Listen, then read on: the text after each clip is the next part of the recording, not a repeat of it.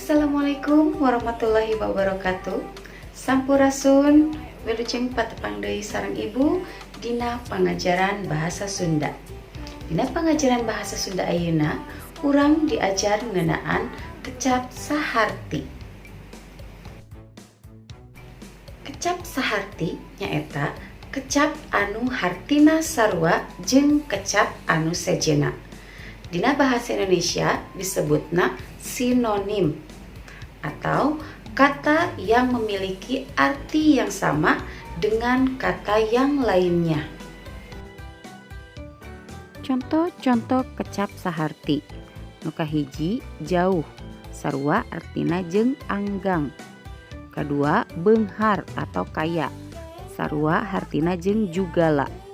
Katilu miskin, artinya sama dengan balangsak.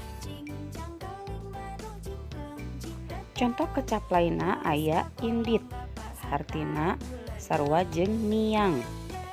Terus aya kecap poek, sarua hartina jeung merdong.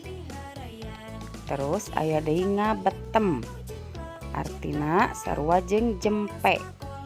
Tuluy aya kecap murag, sarua hartina jeung ragrag.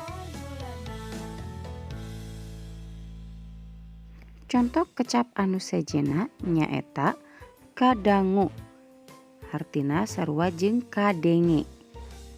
Terus kuring, sarua hartina jeung abdi. Terus aya kecap badag, sarua hartina jeung gede. Tuluy aya kecap balik, sarua hartina jeung mulang. Contoh ngalarapkeun kecap saharti dina kalimah. Aya kecap kuring yang artinya saya, sarua hartina jeung abdi. Contoh kalimahna nyaeta kuring mah asli urang Bandung, abdi mah asli urang Bandung. Artinya saya asli orang Bandung.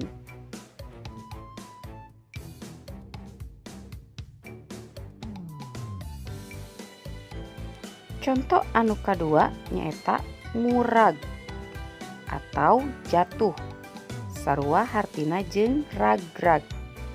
Contoh kalimahna buah jambu ngurag tina tangkalna, buah jambu ragrag tina tangkalna, yang artinya buah jambu jatuh dari pohonnya.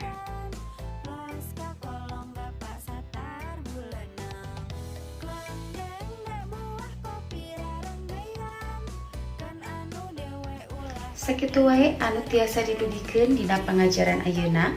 Mudah-mudahan naon anu didugikeun tiasa dipihartos ku hideep sadayana. Hatur nuhun kana perhatosanana. Wassalamualaikum warahmatullahi wabarakatuh.